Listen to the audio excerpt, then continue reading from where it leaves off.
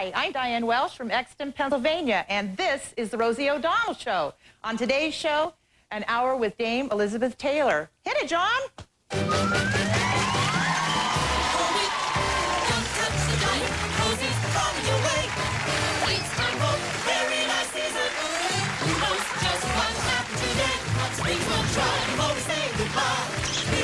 Well, it's a thrill to be near Elizabeth Taylor. It's the Rosie O'Donnell Show.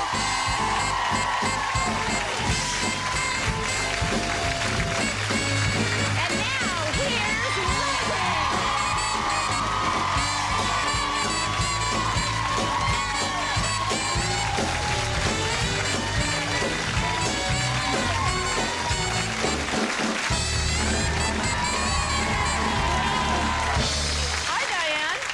How are you? Very well, thank you. Nice to see you. You all look vaguely familiar. It's weird. I feel like I know you in some way. It's wonderful to be here. Where are you from? From Exton, Pennsylvania, just west of Philadelphia. Excellent. And what do you do for a living? I'm a sales rep. For? Well, it's an independent manufacturer's rep, so we actually represent a lot of different lines. You don't want to say I don't one want and to maybe plug people here. Just say a plug and maybe get a raise. I might forget somebody. Just say one. Just your most important client. You maybe, are putting me on Maybe the that's spot. an error. All right, we'll leave it my daughter vague. says I plug her. No. All right, well. Mostly housewares. Housewares lines. What do you look alike? Don't you? She looks like me. Stand up and get your face next to Mom. Look at how much they look alike. Yeah, Exactly. we're very close in age. Yeah, you're like that commercial. You know, the dove. One's the mother, one's the daughter. That's us. Yeah. The Dove Girls. I'm sure you love that, don't you? Yeah. The daughter going, yeah, great. I like it. Well, you did a great job. Thanks for being here. Thank you. We have a I've wonderful enjoyed it. hour with Elizabeth Taylor. I So can't sit wait. down and enjoy. I can't wait. Say hello Thank to John you. McD, the Mickey LT.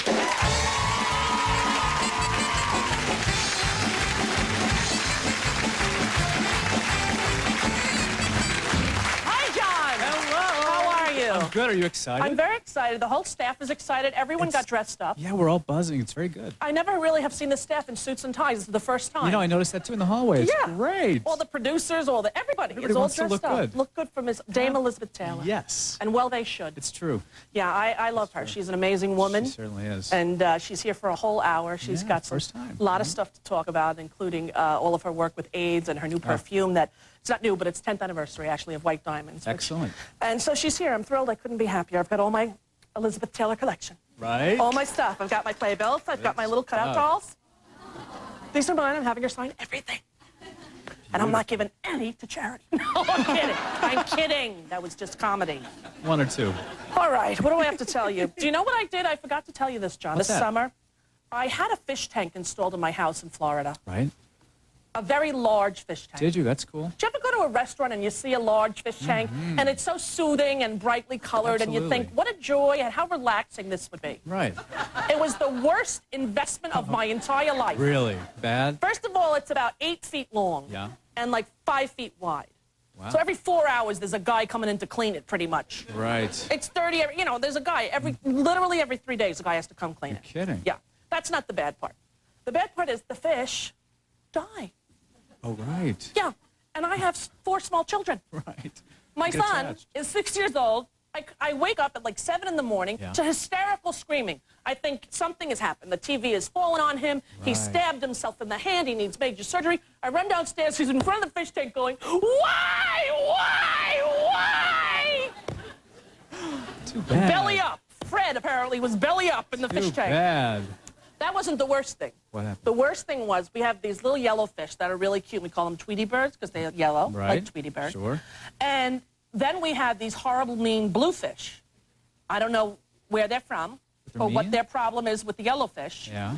But they routinely attack the yellowfish. Really? So the little yellowfish were like little Tweeties were like just kind of floating and listing sidewards, and their little gills were all feathery from being bitten. Right. So my son goes in the fish tank with the net, catches the bluefish, and throws them in the lake outside the house. Really? He was- Bye-bye. Bye-bye. I said one day, where's all the bluefish? He's like, oh, I got rid of them. I go, how did you get rid of the fish? He goes, took the net, went in there, scooped them up, threw them out. Got rid of the problem. My son is now a fish killer. Right. And we go, you know, we have fish and we go fishing, which is a sort of strange thing. Because you think if you have pet fish, you wouldn't go fishing. Well. But we do. But we throw them back. But you eat fish too, right? So. Not the ones we catch. Oh, you don't? But we don't kill them. we just leave them back. You put them back in? Wounded. Right. Well, because they must have a little cut in their mouth, don't you But think? they heal up, right?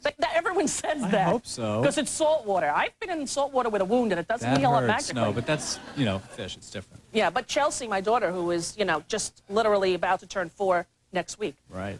she will hold the fish in her hand without any fear. She'll know how to hold it so the gills don't poke her, incredible right and there. take the fish hook out herself. I'm going to bring video next week. Oh, good. Yeah, I don't like to show my kids on TV. Right. But this is the last season. I might do it. What the heck? Because you know what? It's so cute. That's I have amazing, a though. baby who's 18 months old. He can swim in the deep end. Uh-huh. And my daughter, who's almost 4, can take a fish off a hook. That's incredible. My children are brilliant. And there's my son, who's emotionally bereft. Right. They all have to die. It's not fair. Poor kid. Yes, when he was a little baby, actually, I adopted him shortly after I worked with Elizabeth Taylor in the Flintstones film. And I have some photos of she and him together. Oh, that's cool. When he was just a newborn baby. Oh, She was yeah. holding him at her house one day. And I can't wait to show her a new photo of the grown-up boy who knows how to ride a bike. Big version, right. It's the big version now, exactly. Oh. Well, we have a wonderful show. We got gifts for you because you know what? It's season 6 and we're giving out presents. Everyone's getting a copy of this magazine. That's Rosie, being me. The lovely Laura San Giacomo is on the cover this month, talking about her son Mason, who is a lovely and talented boy, and all of her struggles with him and what they have to face. It's an honest and candid interview, and it's really beautiful. We also have Rosie O'Donnell Show hats for the whole audience on the way out. There you go. And today, a full hour with Ms. Elizabeth Taylor, recently made Dame Elizabeth Taylor, and there ain't nothing like this dame. So don't go away, Elizabeth Taylor, when we get back.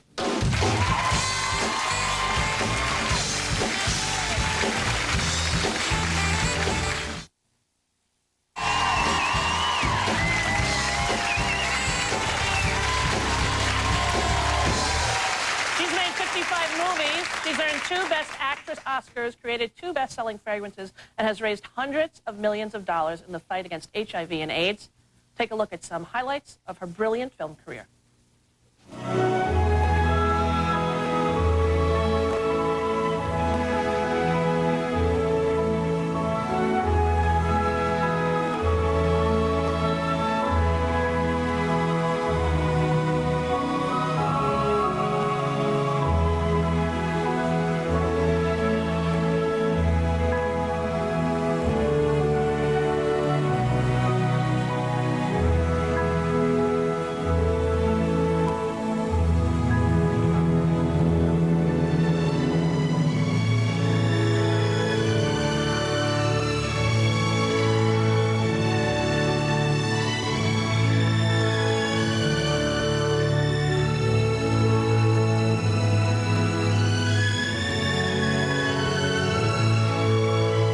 You know what I feel like? I feel all the time like a cat on a hot tin roof. Jump off the roof, Maggie, jump off.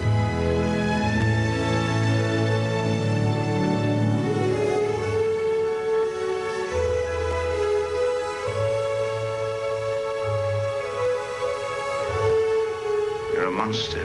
I'm loud and I'm vulgar and I wear the pants in the house because somebody's got to. But I am not a monster.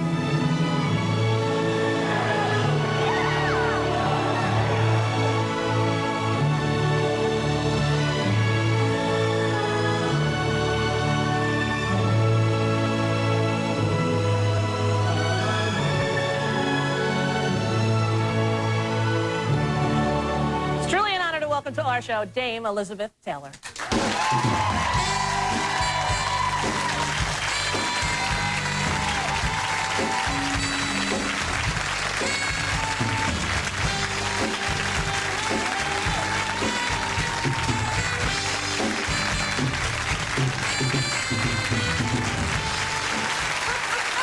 I have everything.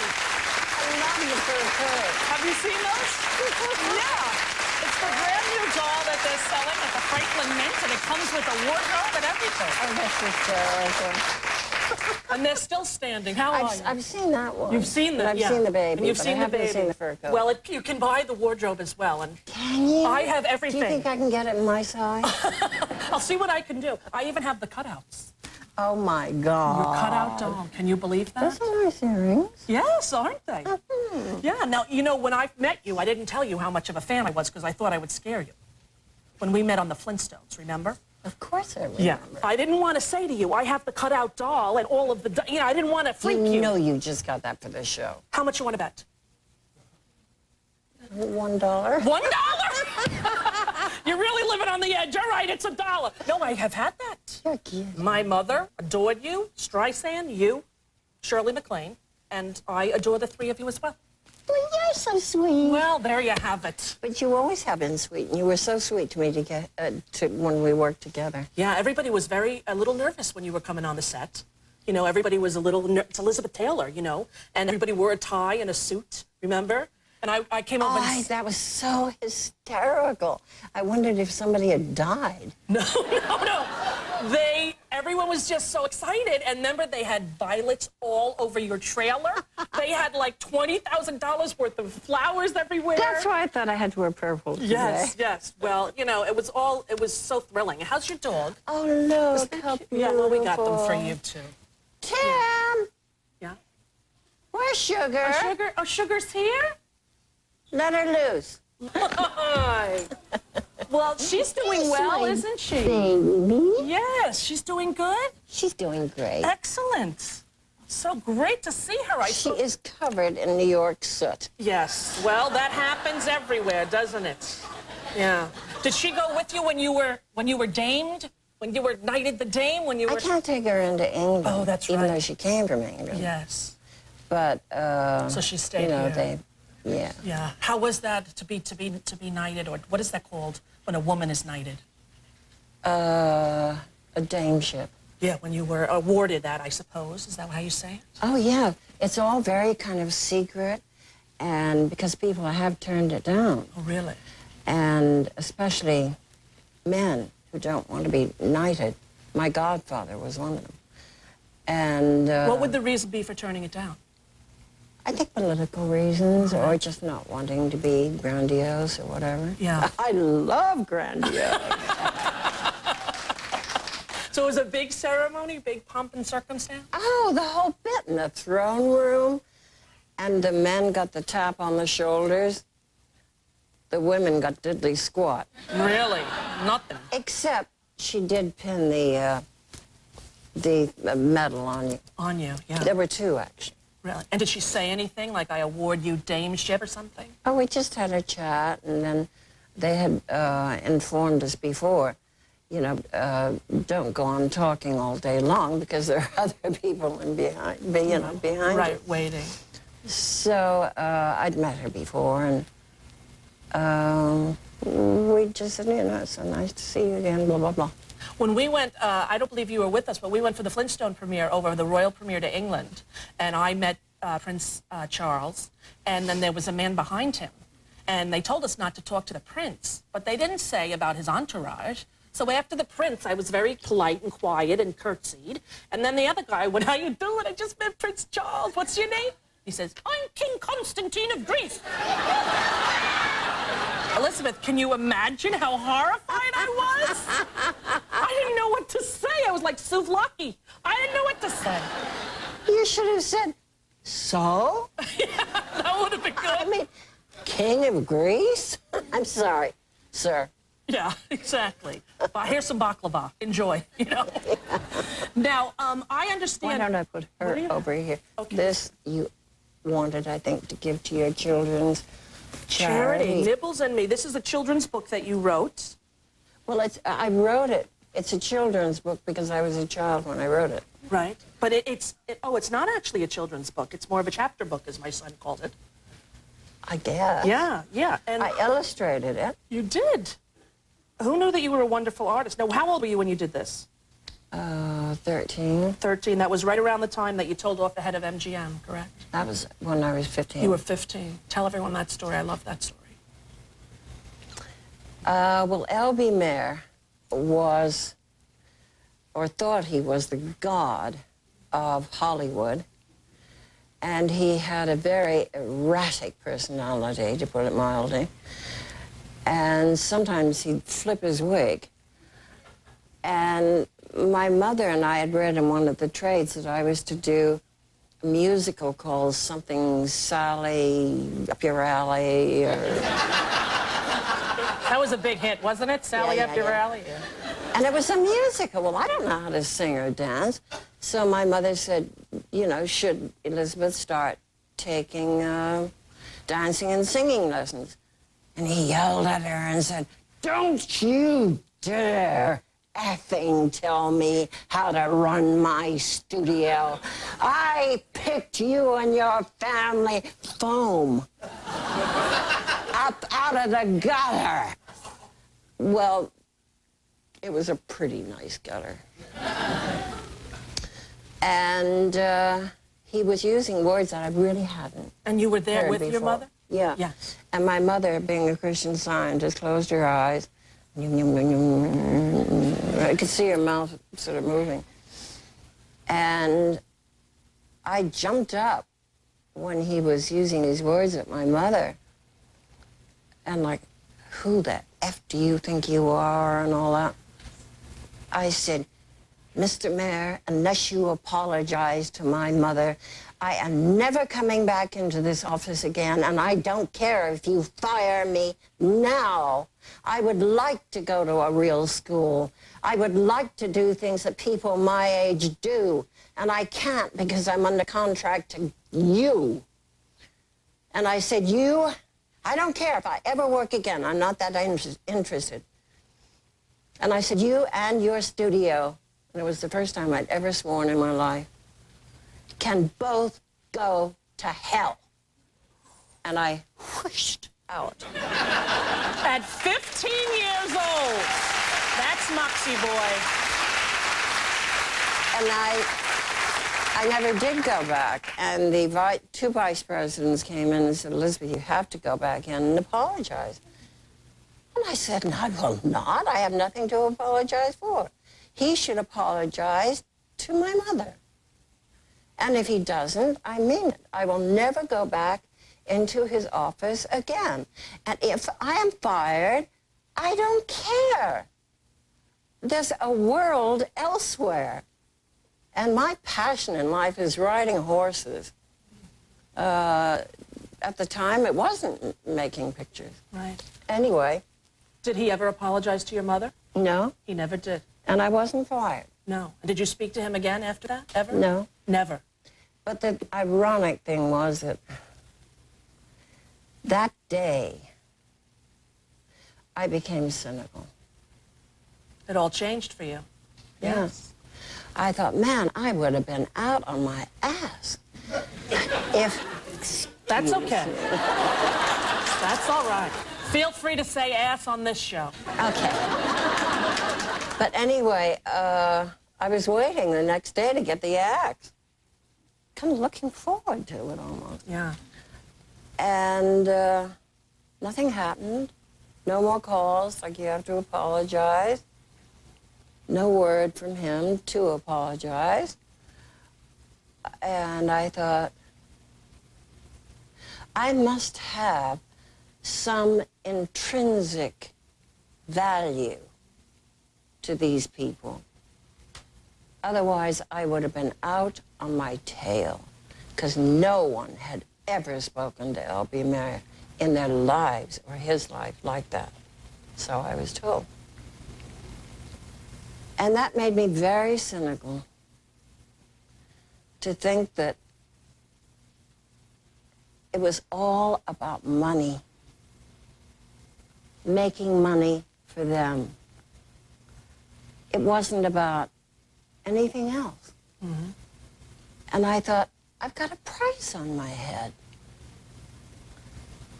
And I'd always thought before, if you're a good little girl and do what MGM tells you to, because if you did turn down the script, they put you on suspension, which means no money. If you became pregnant, they put you on suspension, no money. It was so different in those days. I mean, things that just wouldn't be possible today. And everything changed after that day when you yelled at him in the office. Your whole vision of what it was about in Hollywood became I realized that I was a commodity, not a person. And that's hard for a 15-year-old. I think it's hard for a 40-year-old, but as a child, that must be overwhelming. Don't move, please. We're going to take a break. After the commercial, we're going to come back with you. All right, stay right like that. We'll be back. Crouching Tiger, Hidden Liz Taylor, right after this. Don't go away.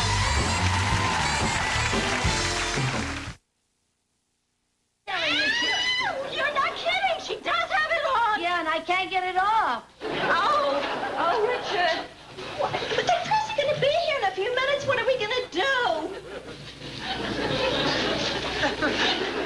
I know.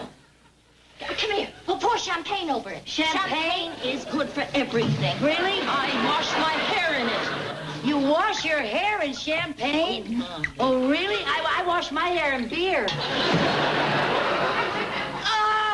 Oh, Your Majesty. Oh, she's little, but she's strong. Oh, please, it isn't coming off. Isn't there something else we can do?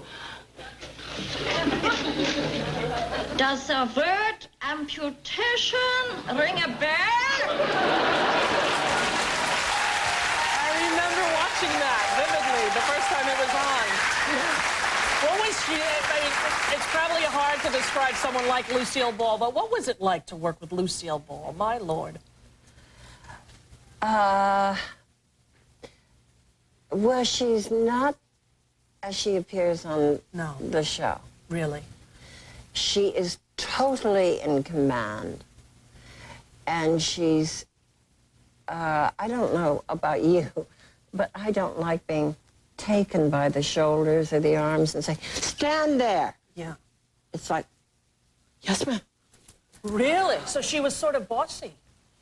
Oh, is that an understatement, Elizabeth? I didn't say that. She was bossy. She's one of America's icons. Yeah, she is. And I have news for you. So are you. Oh, Yes, you are. I know you don't like all that stuff, but It makes me feel like I'm dead. it makes you feel dead. Now, is it true that you were pronounced dead twice? No, 4 times. 4 times. Explain them, please.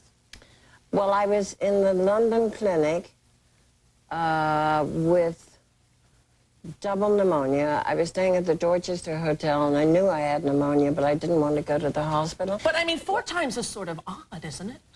No, No. not if you live to tell it. No, sure. Anyway, I refused to go to the hospital because I hate hospitals. And a nurse who checked my body and under the tent to see what color I was. Don't you like the way I use my hands? Yeah. Just casually showing the baubles. Do you like my bracelet? Oh, you wore it! Yes, I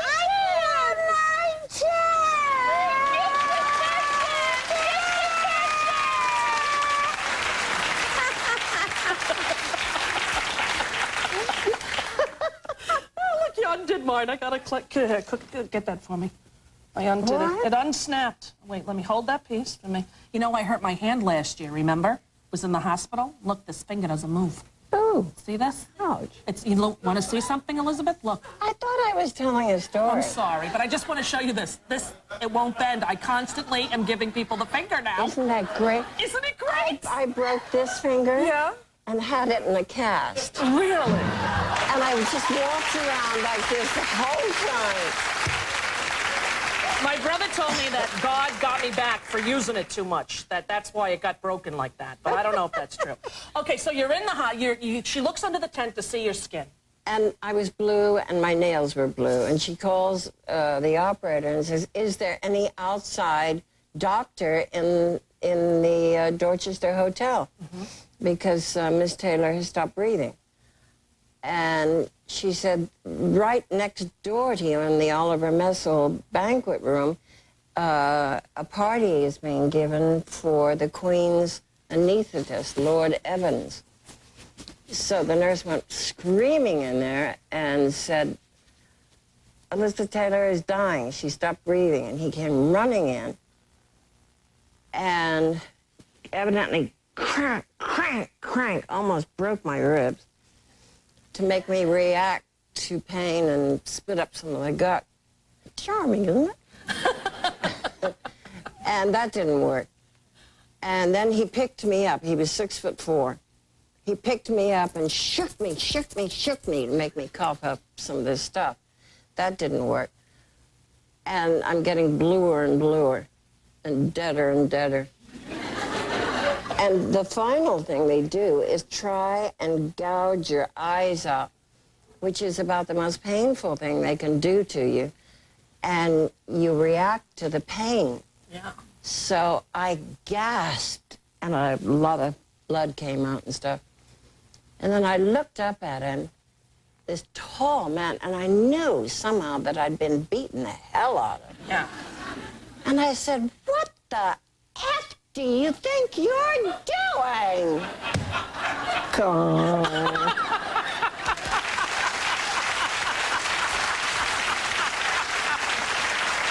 Saving your life, lady.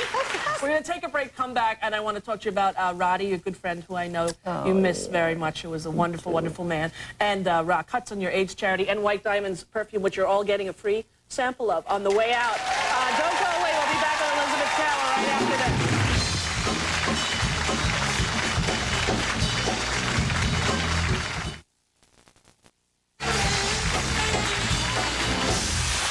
Elizabeth Taylor, it's hard to believe it's been 10 years since White Diamonds has been released. Isn't that hard to believe? It's the anniversary. I can't believe it either. Yeah, how did you come up with the fragrance idea? I've always loved fragrances. I never wore just like one brand. Right. I always wore layered, like 3 or 4 different brands on myself. So I thought, why don't I just make something that I like without having to go through all this spiel? So, did you go through the whole thing of smelling the different ingredients? Oh, God, I've worked with the chemist. Oh, really? I feel like Faustus. Except, no, he sold his soul to the devil. No, I don't feel like Faustus. You look good. You told me you're exercising. What are you doing? I'm swimming. You're swimming? And I love it. I love it. A bunch of us went to the Dominican Republic. Right. And took a boat out every day. And I would swim with a snorkel and fins and a mask. I'd swim for like 2 hours. No kidding. I mean, I'd watch nighttime come and think, oh, it's turning nighttime. I wonder where the boat is. Yeah, yeah, that'd be and then good. I'd kind of surface. It'd be like a mile away. And you'd start the doggy paddle. Yeah, I spoke to you last right after Roddy passed away. I know how close you were, and that must have been very difficult for you. Oh, he was so much a part of my life since I was 9 until the day he died, and I miss him like a real pain. And Shen San died shortly after. Yes. So I lost 2 really great friends, but Roddy was such an integral part of my life. We saw each other practically every other day, spoke on the phone every day. And always he was there with his camera, taking beautiful, candid shots of everyone. That was very hard for you, I know, and also the death of Rock Hudson, needless to say. Is that what really sort of started all of your activism about AIDS? Well, it's funny. There was all this negativeness about AIDS and fear and stigma. And everybody was talking about it. And it's like, oh, it's a homosexual thing. Let them take care of it.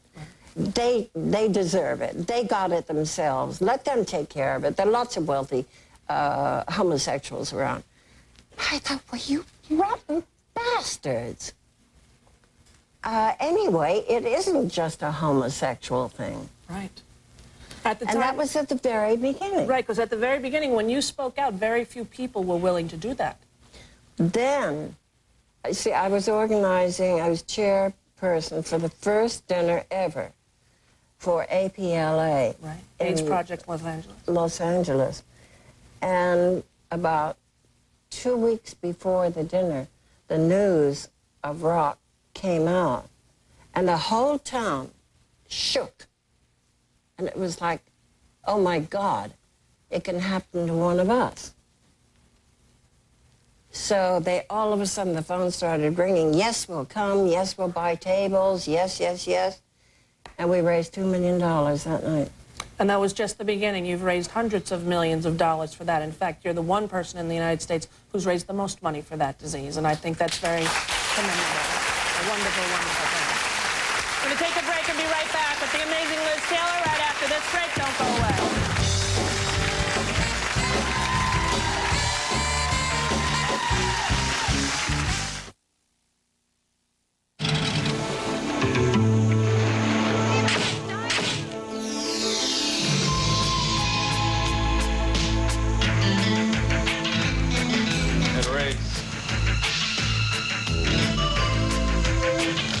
Not so fast, John Ryan. These have always brought me luck. Obey. White Diamonds, the intriguing new fragrance from Elizabeth Taylor. And it is the 10th anniversary, free with the purchase, this lovely diamond bracelet that I'm wearing. And pick it up. That's a wonderful thing that they get that free. I love when you get free stuff with things. I like mine. Yeah, it's very, very nice. Can you tell any difference between the real and this? Frankly, I can't. No, I can't either. All I own are cubic zirconias. Well, I don't. You don't?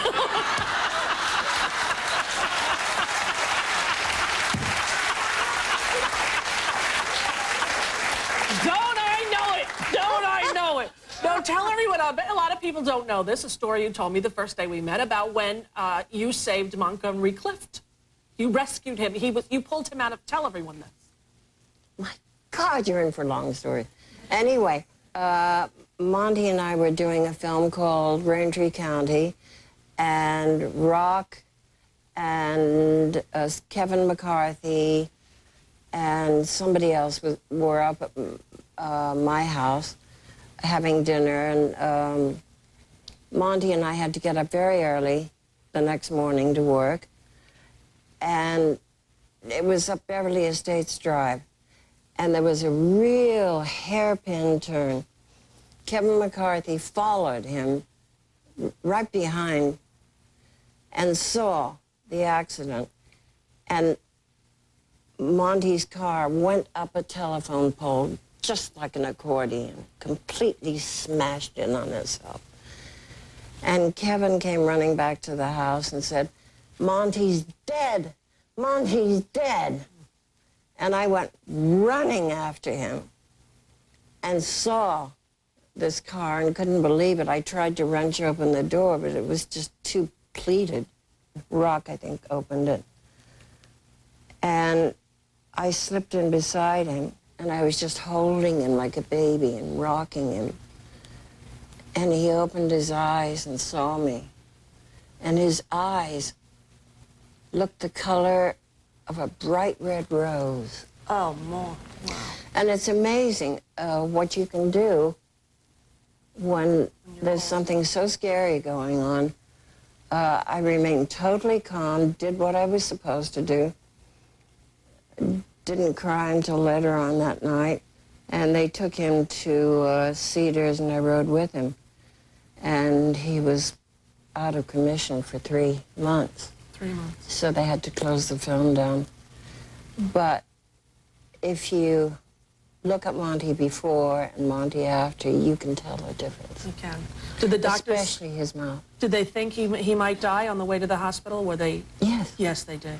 Yes. So it was sort of a miracle that he was able to survive that. It's great that you were there. Yeah. Yeah. We're going to take a break, come back with Elizabeth Taylor. Please don't go away. White Diamond's 10th anniversary, and you get a lovely cubic zirconia. Actually, there's... No, they're diamonds. All right, diamonds in every purchase. We'll be right back.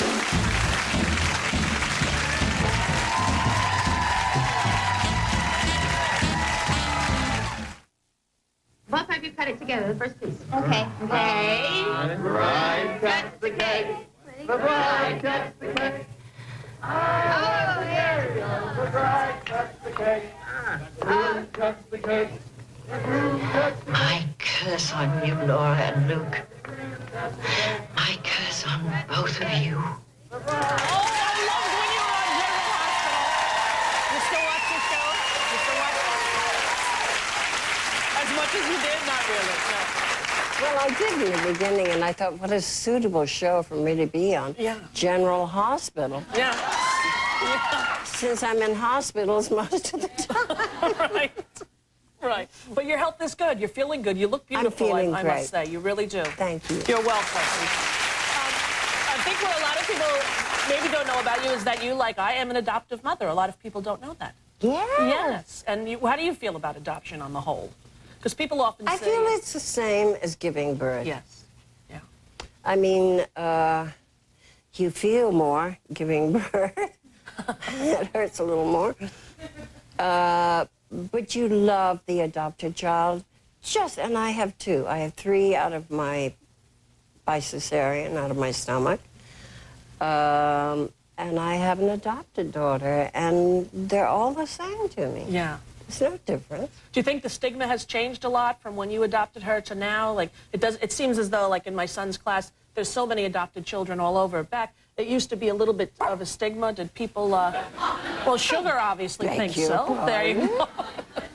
Well, what is it? He wants to sit on your lap, Mommy. Well, baby shoes. Come on.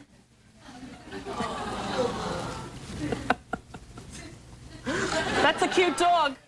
There's no ways around it. Tell everyone your favorite brand of lip gloss. I thought it was interesting. Well, I left it in the car. Yes, but tell them what it's called. I think they'll like to know. Slut.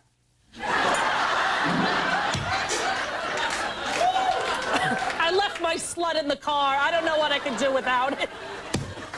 I just don't feel the same. And you don't even know who makes it. No, somebody just gave you it. And it's... My granddaughter gave it to me. Yeah, yeah. How many grandkids do you have? 10. 10. And is that like the light of your life? The greatest? Oh, it's the best. And you know, especially when they grow up and are in their 20s and they want to come see you. Right. It's so wonderful. Yeah. Everyone says when you're a grandparent, you don't make the same mistakes you made as a parent. Do you think that that's true? I don't know. I think it's a different thing when you're a grandmother and your children, like my two grown-up grandchildren are in their early 20s, and we treat each other as equals. Right. And the little ones, I figure it's up to the parents to set the boundaries. Yes, yeah. exactly. Yeah. So I don't interfere. I'll play with them and have fun with them, and we'll giggle, but I don't get into any, they should do this, you're doing this wrong, Right. because I think that's totally incorrect. What do they call you, your grandkids? They call you? Gangong. Gangong? Don't ask. I was going to say, is there a reason, or shouldn't we go there? It just happened. Any regrets you think you have about your career, or any regrets that you have? Movies you wish you About my career? Yeah, about your career. There's so many films that I made that I wish I hadn't. Like, just the names will tell you. The Big Hangover. With Van Johnson.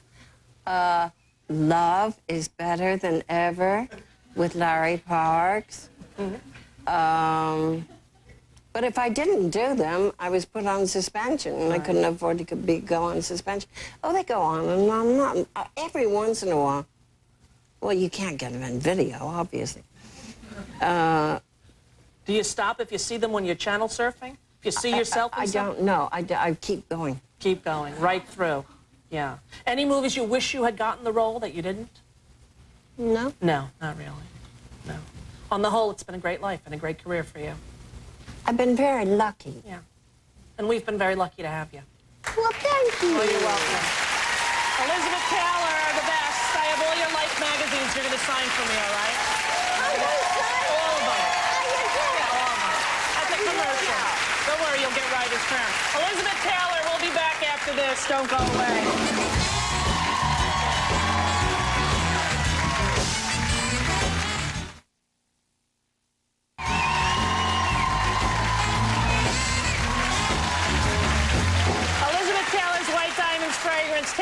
anniversary edition available now where fragrances are sold. And, of course, the Elizabeth Taylor AIDS Foundation. There's the Chiron right there. Please donate to that. You've done so much for that cause. Please. Really, done so much. Please, seriously. I am serious now.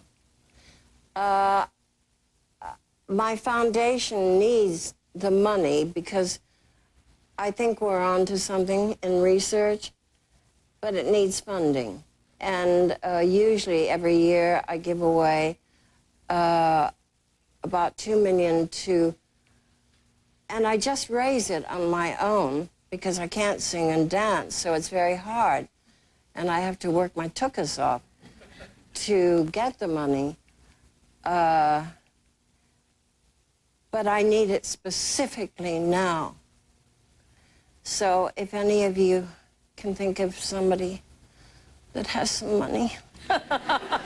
Here's the Chiron on the website to go on the internet. It's absolutely thrilling to see you. I love you very much, and I thank you for doing this hour with us. Oh, thank you, Rosie. I love you. You look beautiful, and thank you for being here. Thank you. Elizabeth Taylor, we'll see you on Monday, everyone.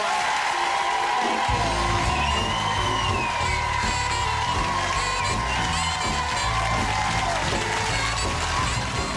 Good afternoon, I'm Steve Dunn. And I'm Natalie Marmion. Coming up on K2 News at 5, anthrax anxiety. K2 coverage team separates the fact from the fears. Also, the U.S. military unleashes new firepower in the fight against the Taliban. Plus, an accident involving a washing machine cost this 11-year-old girl her hand. The K2 coverage team finds out what's being offered to protect other children. And Nordstrom's trying new approaches, wants to lure you back into the store. Those stories and much more coming up next.